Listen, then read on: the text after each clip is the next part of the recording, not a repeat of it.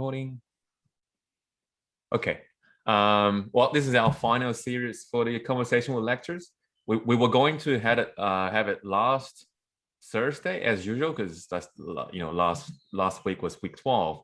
But then we did recognize that a lot of students would have some assignment during the final week, and trying to maximize the attendance and make it a bit more useful. We decided to move it to this Thursday. So there were about 8 of us here.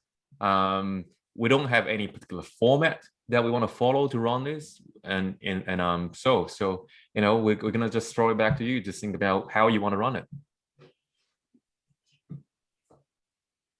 Daniel, do you have any suggestions? Or Zhike, Jade, Lachlan, Oliver, Ethan, Celestine, how would you guys run it?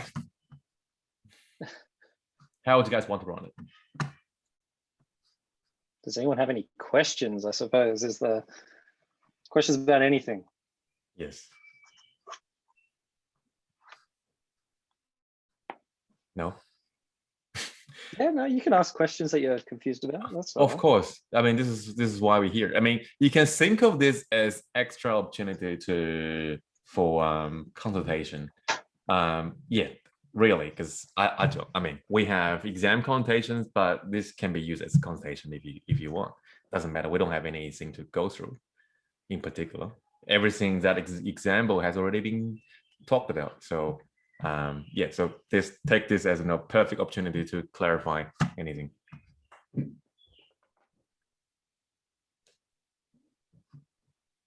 Oh, I'm still confused why we need that. Great. Let me show you why. Give me a second. So we have a point of reference. Give me a second. Let me share my screen.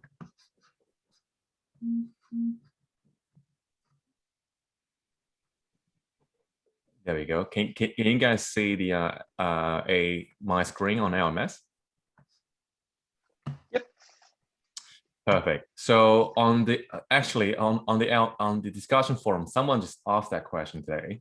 Hopefully I can find it. I just answered that this morning. There we go. This one, total return. So the question is related. So if you check the chat box, Celestine was asking, I'm still confused why we need 1 plus R1 times 1 plus R2 times 1 plus RT. So because someone else, which I'm not sure whom, because it's all anonymous, is loading, asked that same question. So one of the key assumptions that we make over there is that, well, when we have dividends paid, because typically what happens when dividends are paid out is that the share price would drop. So which means if you're simply measuring the return, looking at share prices, that will be underestimating the true return. So for example, the share price goes from 100, and then tomorrow it goes up to 110, and then the company paid $10 dividend, and the share price typically would fall by $10 because that's just the fact that once you pay $10 out, that means shareholders are no longer, future shareholders are no longer able to claim that $10 dividend anymore. So the share price would drop by $10. So in this case, if you're just looking at prices, the price return, so 100 divided by 100 minus 1, that will be 0%. So in this case, because we want to incorporate that there are dividends paid over there, and we want to capture that 10% of dividend return coming from dividends. That's one reason we want to do that 1 plus R1 times 1 plus R2. But the other main reason here is that if you read it over here, there's an important assumption that we make over here is that once we receive the dividend, right, we typically assume that we use that dividend to buy the same worth of shares. What I mean here is this. Think about, let's say when you receive dividends, right? Let's say you receive $10. What can you do with that dividends? I mean, there are 4 ways for you to do it, right? You can spend it, right? You can buy a coffee, or you can put in the bank, which will give you the risk-free interest rate, right? Say 2% per year. Alternatively, you can buy more shares from this company, which means as soon as you receive $10 from the company as dividend payment, use that $10 to buy $10 worth of the company's shares. Or the fourth one is saying, okay, I'm going to buy shares from another company, right? I mean, that's just four possibilities. Of course, it can be fifth one, I don't know. But what we're doing over here is that we make assumption that we're following straight, the third one, which is we buy more shares from this company using the dividend that is paid. It's because we're trying to match the return of the company, and which means if we put that dividend back to the company, $10 worth of shares, and that means that $10 will be growing at the same growth rate with the company. So which means in this case, when we receive dividends, we assume that we use that money to buy more dividends, there's $10 worth of shares, such that that $10 is now reinvested back to the company, and which that would give us a more accurate measure of what a return is for that. And to be the specific question on why 1 plus R1 times 1 plus R2, this is just like compounding effect. So which means the compounding effect is just that. So on day one, the return is 10%. On day two, the return is 20%. You know that your return overall is 100 times 1.1 times 1.2, not 100 times 0.1 plus 0.2. So this compounding is refer back to what we talk about in week 3. You have a compounding interest. So which means the $10, let's say if you put $100 in the bank, it gives you $10 interest. On the second year, that $10 would also generate interest of itself. So does it mean that the $10 that we use to buy shares from the company will also like grow and we receive like a higher dividend in the future? Sorry, I didn't get the first half of what you're saying. I couldn't hear it. Okay, am I loud enough? Is that loud enough on your end, Daniel? Nah, if you can turn yourself up a bit, that would be good. Is it okay now? Yeah, it's better. Yeah. Okay. So when we receive that dividend, we use that to buy more shares from the company. Yes. Right? So does it mean that we'll receive like a higher dividend in the future because we have more shares in the company now? Well, you could think of it that way, but we're not trying to measure as how many shares you're currently holding, if that makes sense. So everything we've done over here is on a theoretical base. So that's saying if you have 100 shares, right? When they pay dividend and you use that dividend to buy more shares, of course you're now having incrementally more shares than you have. Yeah, but we still just think of it as an aggregate, which means that when people get their money back. So I mean, one way to the main reason we're doing that is to think of it because when the company paying out dividend, that dividend is paid out, right? We're still trying to say what's the best way to quantify the total return as shareholders. Right. So which means if you're just simply looking at the price change. So for example, think about coupon paying bond. If you're looking at the bond price change, the bond price change itself doesn't reflect your all your income, because your income coming from coupon payments as well coming from the price difference when you sell it. Right. So in this case, it's unreasonable just to looking at prices because the company will pay dividends and that dividend is an income to the shareholders. So which means that we just want to figure out a way to include both. If the company doesn't pay dividend, that's a lot easier if you can just looking at prices. Oh, okay. So like in your savings account, right? If you put money in the bank, you just simply look at what your money is now. Saying you're putting in 100 originally, now you got 125. Then you got 25% return from putting money in the bank account. But in the shares case, some shares pay dividends. So which means if you're just looking at the prices, that would have ignore that dividend payment that you receive. Okay, so we want to compound the return from the company based on what we have earned from the dividend and the difference in price? Correct. Okay. So you want to include both, and then you want to include both for every dividend payment period. Include both for every. I mean, if you take a look at Daniel's lecture note, which I don't have it on my computer, but I can let's just go over there, take a look together. I'm sure Daniel will have that slide. Was that 20 something, 26, 20, yes, 2024.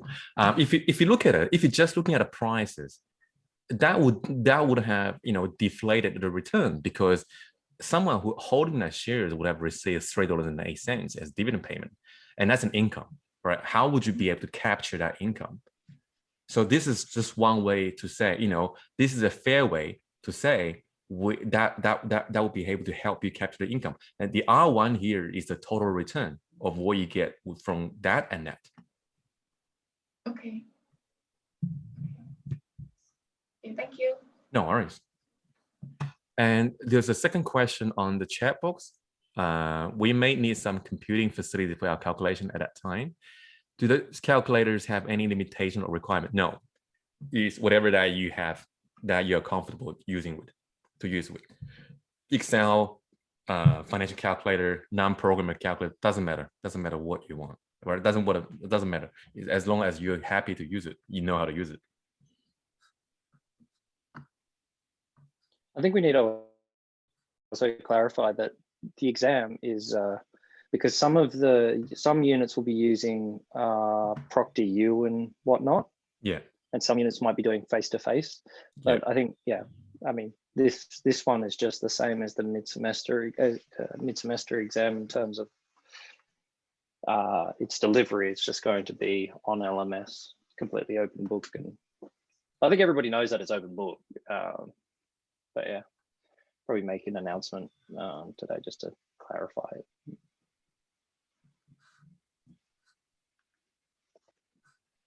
Yeah.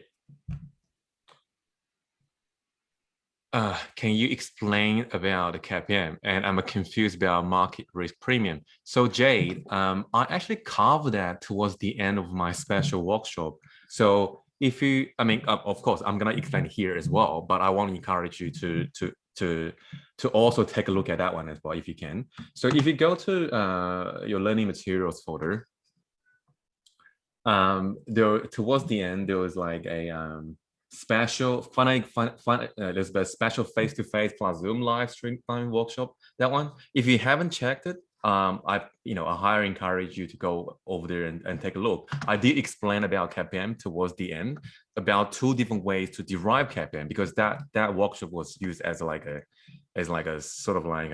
quick lecture on every single topic, right? But just to answer your question directly now, market risk premium refers to ERM minus RF. So if you take a look at a if you go to week 11 tutorial lectures, market risk premium is, if I can find a formula, market risk premium was the ERM minus IF time. So if you can write a note somewhere, when people say market risk premium, they mean ER market minus IF.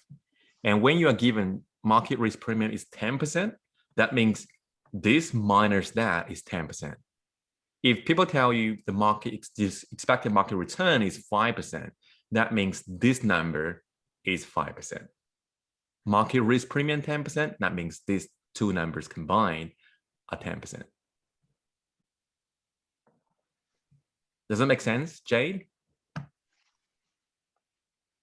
Okay, perfect. So, I mean, I would encourage you to go check out the entire video if you haven't watched it before. It's quite useful, but all right. Daniel, to you now. I don't want to be dominating the talk. What for? Wait, I mean, to get them to ask questions. I'll try my share. What can I do to get them to ask questions? By asking a rhetorical question. Do you like the equity risk premium?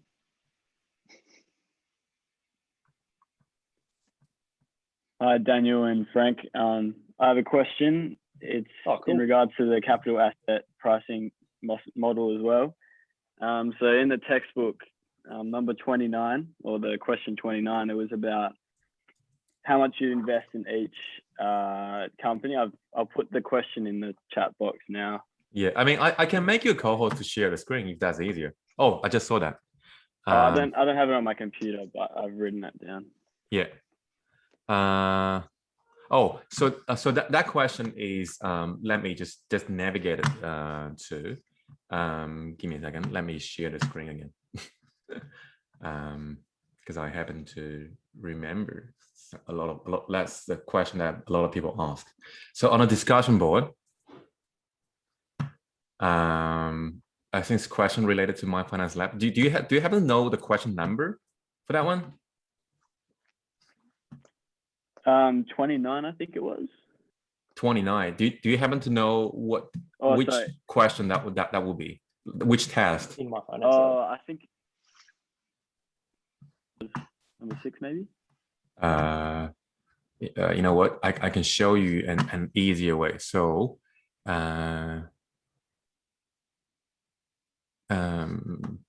me a second. I can just walk it out myself.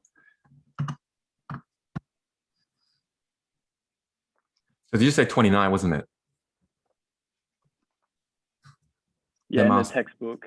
Yeah, 29. That must be 11, question 6.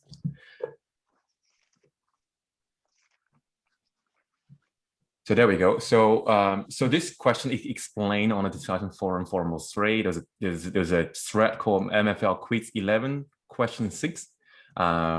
I should have just, I should have changed it. So basically this question, because what you are given here is that if you look at it, if all of you can look at the chat box, you're saying, you want to invest in a portfolio that with a beta of no more than 1.4 and an expected return of 12.4%.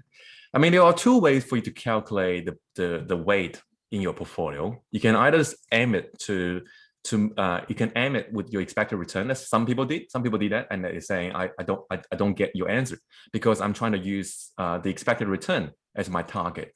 But what this question here is asking for is that you want to have a beta that is no more than, in your case, 1.4.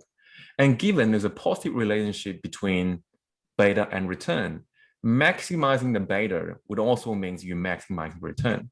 So how you do it over here is just say, okay, because your portfolio beta is the weighted average of your beta. So here, let's just say, assuming, I mean, using these numbers. So this question here is saying 1.39 of beta, and it's just say if you invest X in Bay company, 1 minus X in CD, because there's only 2 companies. So, and then that means X times the beta of bait plus 1 minus X times the beta of city gives you 1.39. So 1.39 here is, in that version, it has to be 1.39, no more than 1.39. And then solve it, you will get an X, right? And that X is the weight that you put in the company bay. And then you can get 1 minus X for company city. Does that explain your question? Laterally? Yeah, that works. Thanks. Okay, perfect. So and then if you follow up on that question with other people asking that, why couldn't you do the expected return one? The reason why you don't do the expected return one, because here we have a very important condition, is a beta of no more than 1.33. So, and given there's a positive relationship between beta and return, if we can achieve beta at its highest level, that just means we're going to achieve a portfolio return at its highest level in expected return, right? But I do admit that that question is a bit confusing. There are 2 possible ways for you to calculate the weight. Thank you. No worries. Okay.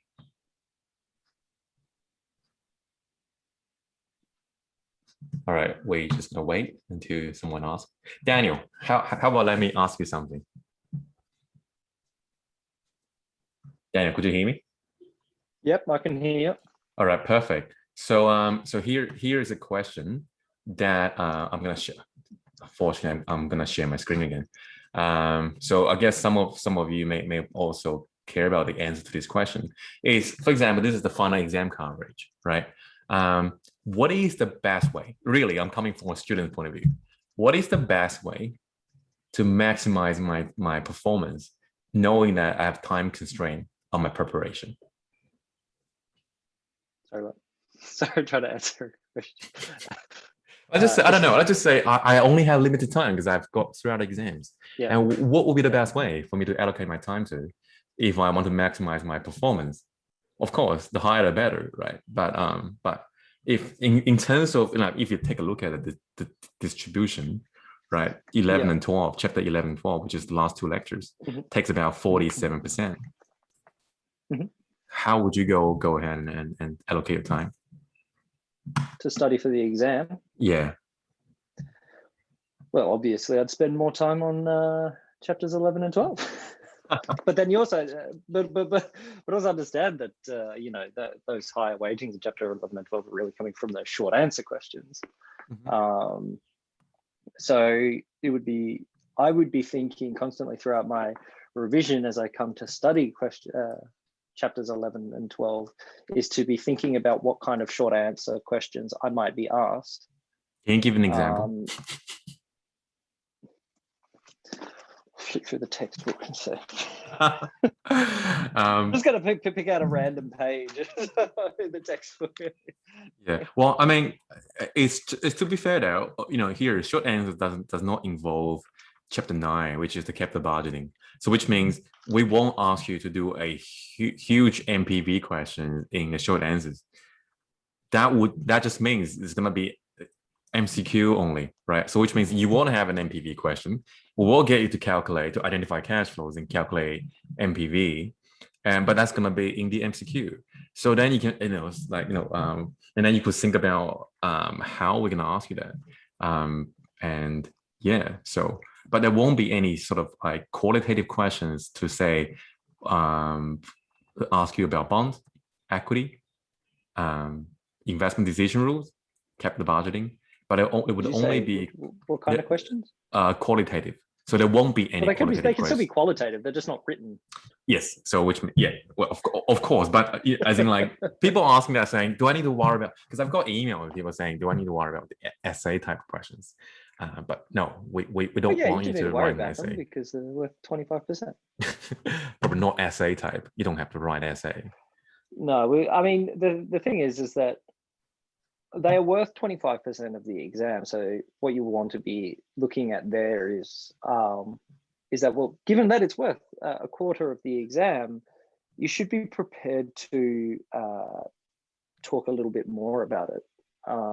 And so really focus on just answering the question, identify the core kind of concepts or theories that the question is asking for, and then just focus on answering it. It's quite common for students to start writing and then almost forget what they're writing about.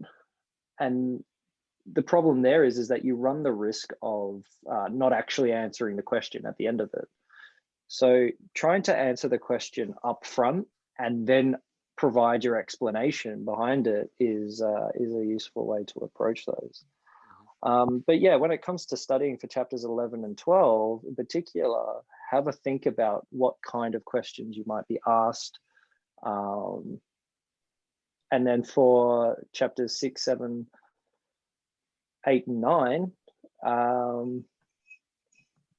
yeah, so they're going to be a mixture of those kind of qualitative questions and quantitative questions. So you might see questions like, which of the following is incorrect, or they kind of what we saw in the mid-semester exam.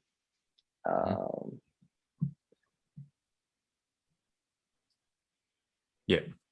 Has anyone done the practice questions on LMS yet? I mean, I have seen one student asking some questions related to her, and oh, cool. Yeah, did you? You provide a solution to them, right? They should get immediate feedback. Okay. Yeah. I mean, I did because the student who asked that question included the solution, right? I was like, oh wow, that's pretty cool. Because I didn't check. Okay. Yeah, man, and can I remind you to upload the tutorial solution for last week? Oh yeah. Yeah.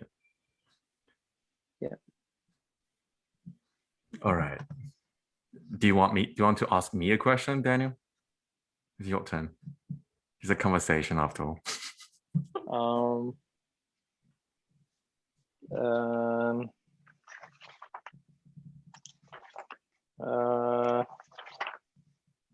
How do you value a company?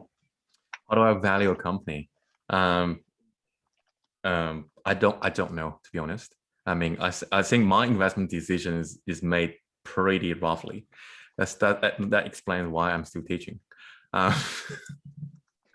Yeah, but in terms of valuing in equity in the context of our unit, we follow up. We use dividend discount model, and that's because is in line with what we do in this unit is to think about cash flows, discounted cash flows, and cash flows in the context of equity. That as a shareholder is not on is reasonable to assume that you're gonna receive dividends from a company. Of course, they're at a different frequency. Some of them pay more, some of them pay less, some of them don't pay until 6 years down the track. And but it's just as a base, as a basic model, we assume company pay dividends, and then we assume that the dividend will grow at a certain rate, and such that we use the perpetuity with constant growth formula to price equity. But the true reason why we're doing that, again, is what I explained in the other video, the face-to-face workshop that we talked about the other day, is that the formula. Let me just go to your lecture notes, and then I will share my screen again.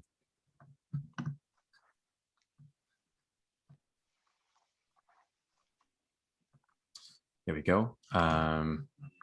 But the true reason that we want to stick with this formula is, as you can see, I'm not 100% familiar with Daniel's lecture note, but because it's a lot better than mine, is because of this, right?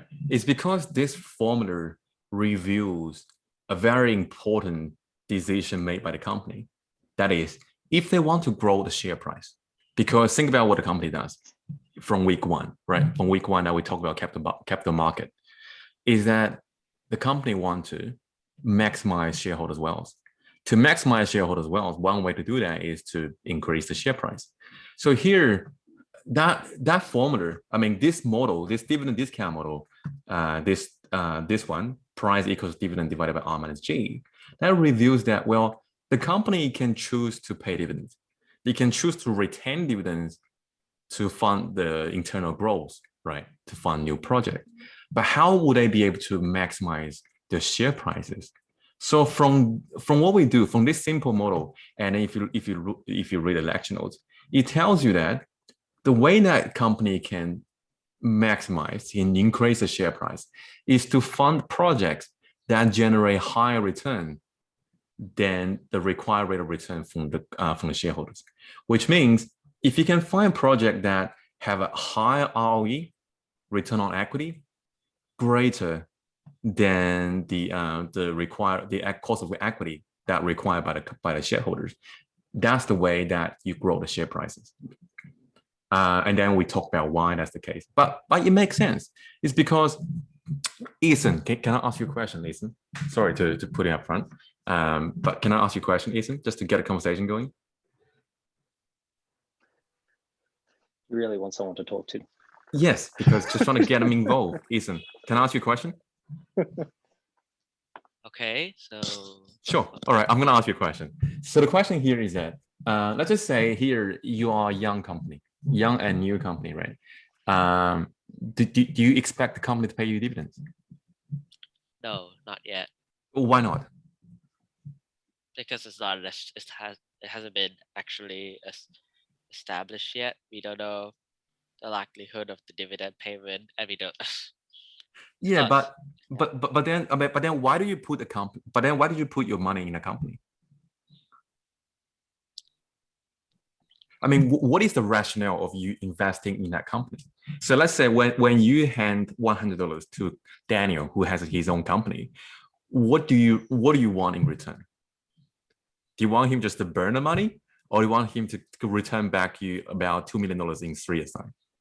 Which do you prefer? Do you prefer Probably him to the latter. the latter one, of course. So I mean, the reason why we invest in a company is because we think the management is better at managing a company than us, right? So which means that we think that a company, the reason why we give the money to them is because they will do better. They'll be able to find positive MPV project. They'll be able to turn my original $100 into $2 million, right?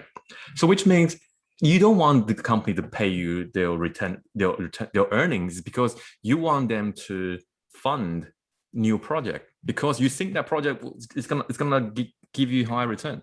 So which means you don't want them to pay you back dividends, because if they can keep it, they will be able to find higher growth opportunities than what you could do.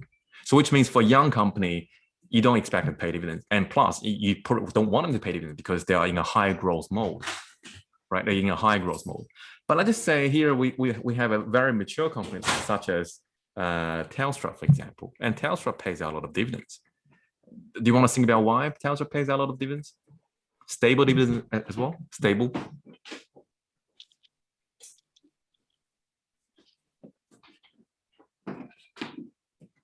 Well, because Telstra is already a very big company, they're very established. They have many consumers as well. Yeah. Well, I mean, you probably would say, they run out of the new investment to invest.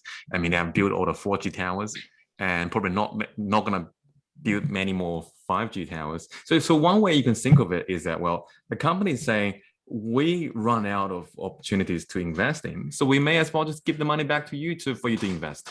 So for you to find out your own growth opportunity, right? So which means that little model over here tells us the sort of the thinking behind of the management is that the way for me to increase my share price is that if I could find higher growth opportunities, higher ROE than the required rate of return from the shareholders, then I will just retain it. Otherwise, I will pay you back. All right. But thank you, Ethan. Thank you for participating. But Participating. yeah, but so that in combined just kind of answers what Daniel's question is, that how do we value shares in this? How do we value equity? The reason why we choose this model to value equity is because it gives us a lot of important implications. So rather than just saying, okay, well, this is the formula, but why do we care about this formula? Well, the formula gave us some implications that happen to be what we observe empirically. Why is there, Frank, Yes. a negative relationship between bond yields and bond price? It's because your future income is fixed. So let's move to week 6. That's actually a very important question. That's actually a very important question. Is that why they're called fixed income securities? Correct. The reason why they call it fixed income securities because, and it's called boring securities, is because you know your income right at the start. So why you could? There we go. Yeah, that was just I was covering stuff from week stuff. So if you take a look at a coupon paying bond, right at the start, when you buy the coupon paying bond, you know what your payment is going to be. You know what that number is going to be, because that's going to be, I don't know, 5% of $1,000 of face value. So you know ahead what your future payment is going to be, right? And so which means in this case, we're trying to think of it, how much do I pay for this, knowing that my outcome is fixed. And the higher the discount rate, the lower the present value, right? That's what you learn from weeks 3, 4, 5. The higher the discount rate, the lower the present value. And the present value here is the bond price, because all your future payments are fixed. So unlike equity, which is in a direct contrast to equity, is that we don't actually know what your future payment is going to be. but we make assumptions. We make assumptions on how company pay dividends, and the dividends will actually grow. But in this case, coupon paying bond is like, I know what that is. That's why coupon paying bond is the first example, first application of what we look at when we think about these annuity formulas. That's the first application, because it's kind of just, straightforward. You are provided with cash flows, and you just need to find out the present value of that given the interest rate. Or in reality is that from the bond price and from your future coupon payments and your income, you can reverse engineer of what the interest rate people think had when they decide to pay this price to acquire this bond. Also, they've got bonds have when kind of debt has an explicit rate. So that yield is, given that what the cash flows are going to be, they're fixed, right? There's certainty in those cash flows, or at least there's more certainty in those cash flows. And then you can see what the given price is. So it's like, well, how much are people willing to pay for those fixed cash flows in the future? And so you could derive this explicit interest rate, or in this case, it's a yield. But when it comes to equities, it's more of an implicit rate. So there is no really observable rate, which makes it trickier, which is why we have that, the capital asset pricing model, when we try to estimate what that rate should be.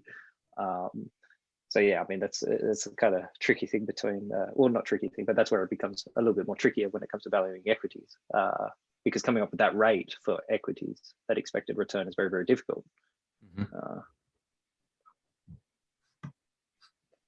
All right, so now let me ask a question. We have another question in the chat. We have a question in the chat. Oh, sorry, I didn't see that. So the company pays out dividends if ROE is less than I. It's actually, no, this is the opposite. So yes, it is. Sorry, yeah, the company will pay out dividends if ROE is less than I. Because it's not better for them to keep the money and growing at a lower growth rate. So you can think about RE here is what investors expect the money to be growing at per year. And ROE is what the growth rate if the company decides to put internally. So which means if ROE is 5% and RE is 10%, that means the company would be able to turn $10 into $10 times 1.05. Where if they pay it back to the shareholders will be able to find 10% themselves somewhere else. The important thing is that for an investment with equivalent level of risk. So, for this company that they have their money in, with the return on equity, that's like saying, well, the company can earn this much on the capital that it invests to grow the company. And of course, you own that company. But if you can find an equivalent asset or an asset with a similar level of risk that's returning or expecting to return a lot more, then you'd rather put your money in that company because that's going to increase your wealth. So yeah, when the return that the company can earn is less than that expected return, yeah, you'd expect the company to pay out in dividends. Otherwise, that's not exactly something that's favorable for the shareholders. The shareholders would go to something else with an equivalent level of risk and invest in that instead. Okay, so let me ask a question to the floor. I mean, Daniel, you don't have to answer because I'm sure you know.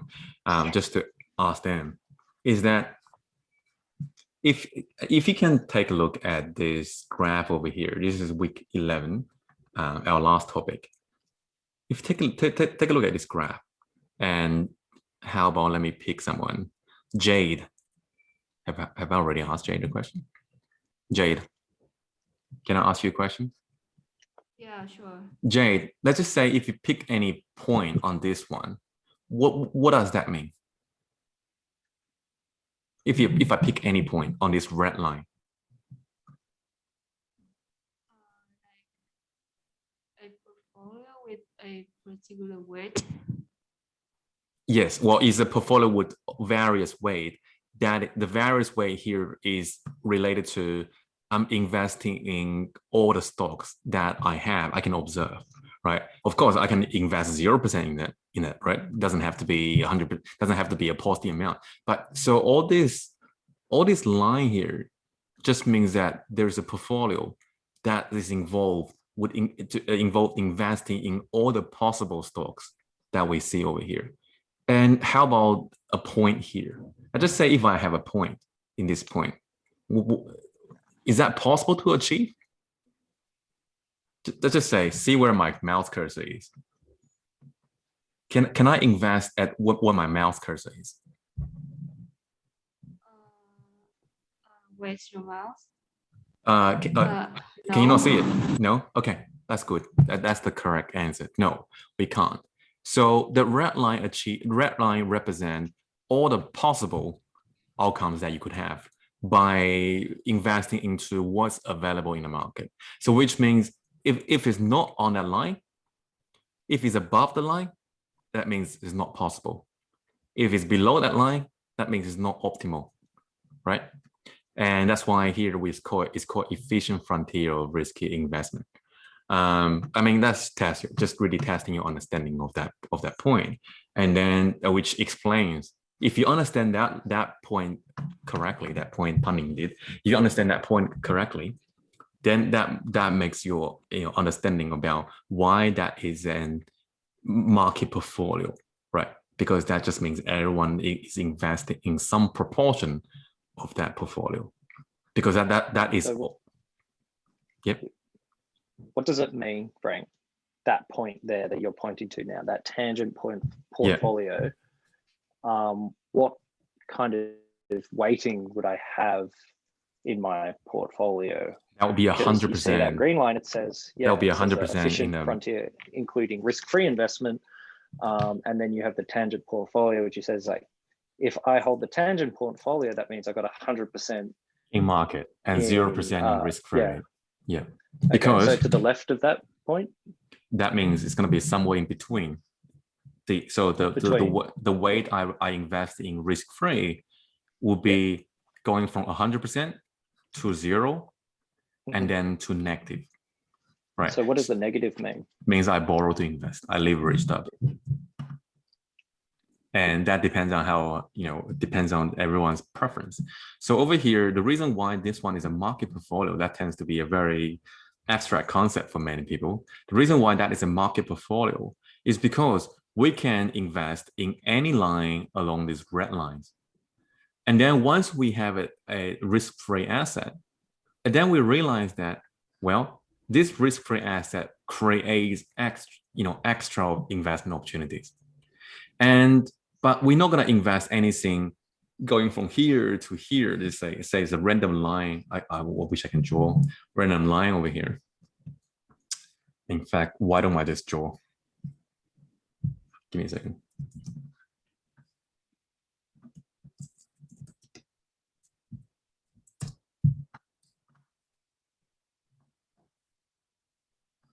All right, let's say I just screenshotted, and I just say, why don't I invest in this line over here? The reason why we don't invest in that orange line is because it's impossible. And the reason why we don't invest in this red line over here, let me draw another one. So let's get rid of that because that one is impossible. And the reason why we don't invest in this one is because this one is not as optimal as that one. So which means we have to move it. We have to move it such that it is still possible with what we have in the market, because it has to sort of be combining with the what we have in the market, but not above it, which is why here is a tangent line, right? And if everyone have such understanding, let's say if we all if we all agree this is the strategy for us to invest in, then that means everyone would be invested in this red line, or in this case, the lime line. And no one's going to be investing anything like here or here or here or here or here. Everyone will be investing that. If everyone investing that, that means we all holding the different proportions of the same portfolios, same underlying asset, which is why that one is called a market portfolio. Because in aggregate, everyone's holding the same thing. Holding the same thing isn't like holding the same thing but different weight. Because some of them may invest a bit more in risk-free. Some of them may invest in less risk-free. But the portfolio that we hold is all the same constituent and same weight in the underlying constituent. Okay.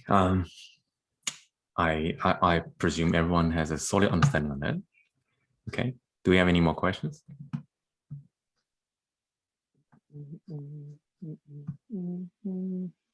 I think you mentioned something related to fixed income and a negative relationship between bond and price. Can you please repeat that? Yes, I will repeat it. If you take a look at your lecture note,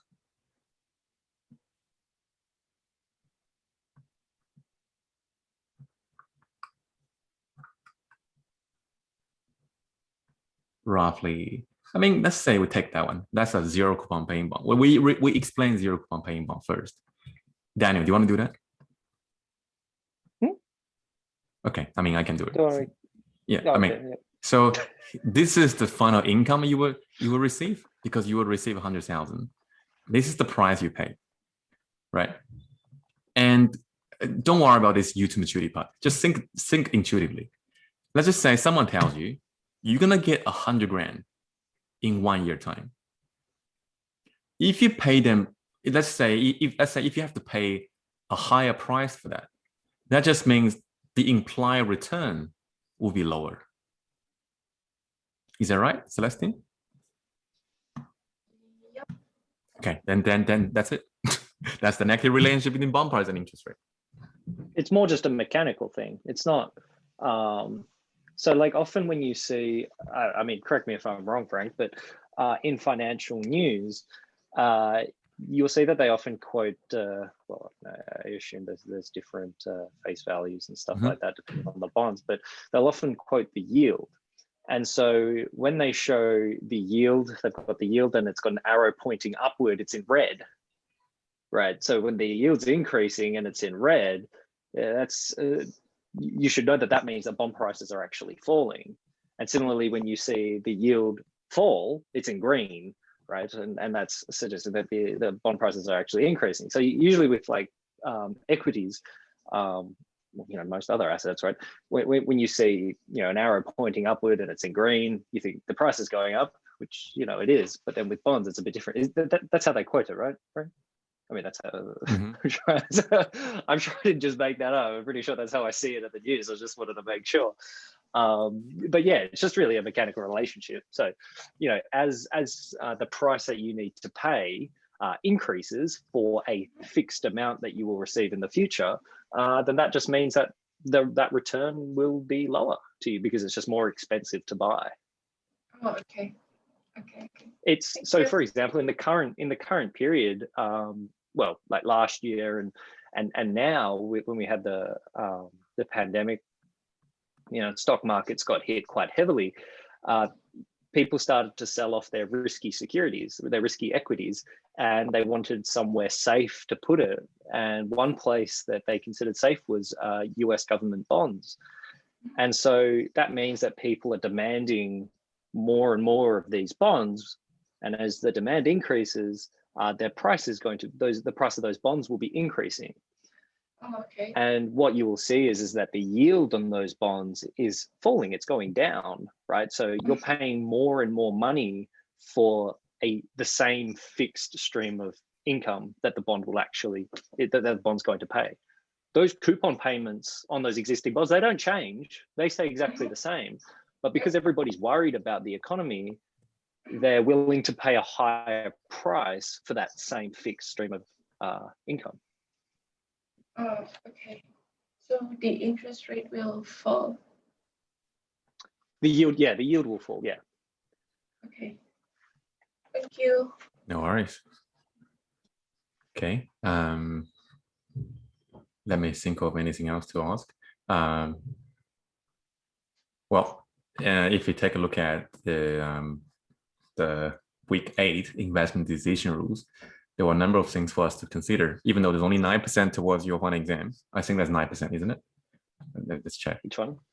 Yeah, 9% for chapter 8. Yeah. So which means that Yeah, I mean, that's because chapter 8, 9, they're both kind of capital budgeting-y kind of weeks. yeah. So yeah, I don't know. I mean, if my goal here is to maximize my performance based on limited time, you know, I would definitely spend not as much time in chapter 8 as chapter 11 and 12. But of course, every chapter is important. Yeah, I mean, but if you think about what you do in chapter 8 and what you do in chapter 9, in chapter 8 we look at a few different investment decision rules. One of those investment decision rules is the MPV, and that's effectively what we do in capital budgeting, but we just do it in a lot more detail, right? We actually go through and work out what those cash flows are for the project, and then we determine whether or not the present value of the costs are less than the present value of the benefits. So chapter 8 is still very important, but you can see how they're kind of they're both kind of connected. Capital budgeting really just focuses on, you know, net present value, whereas the investment decision rules, we have the MPV rule, the payback period, the internal rate of return, the incremental rate of return, the equivalent annuity. That's it, right? Am I missing one? I can't remember. I think that was all. So, EAA. Yeah, so when Did it comes you talk about EAA? Yeah, the equivalent Annual annuity. Equivalent annual annuity. Yeah. I just called it equivalent annuity. Yeah. Yeah. All right. Do we have any more questions? I mean, Jade, I just answered your question in the chat box. So at that point, it is the tangent portfolio, 100% in risky and 0% in risk-free, and anywhere in between. So the reason why that's the case, so for example, anywhere between here and here just means it's not possible to be done without a risk-free asset. Remember, I asked you that question: is that can I invest in this line over here, in this point over here? No, right? Previously, no, because this line, red line here, represent all the investment opportunities coming from what we observe over here, right? So which means this one is not possible with just risky asset.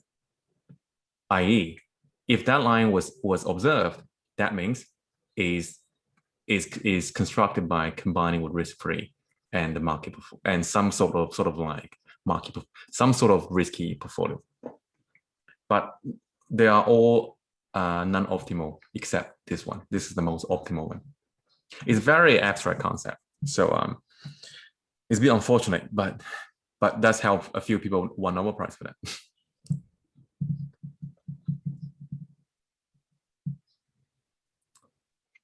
Okay, so is the weighting for the ML4 test still 30%? Yes, as of today, it's still 30%.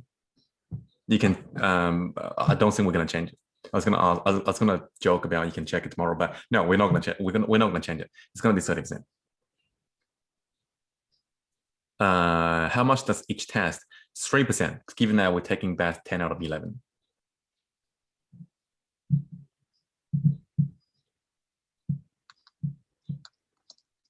Can I ask about the tutorial participation marks? Yes. They will be released under my grades on the LMS. Am I correct? They will be released on LMS, and then we're gonna make an announcement. We're still waiting for a few input from the tutors. Oh, okay. Yeah. But it will be on the LMS. I think it will be available in your gradebook on LMS. That's right. Gradebook. Okay. Mm. Thank you. No worries. Okay, I think that kind of concludes our conversation for the last series. And thank you for turning up. And there will be more consultation next week. So yeah, feel free to utilize them, or feel free to utilize the discussion forum if you can. Really, we're trying to maximize your performance, and hopefully you will learn something from this unit. All right. I'm gonna stop sharing and stop recording. But thanks, guys. See you around Thank you, and everyone. good luck to exams.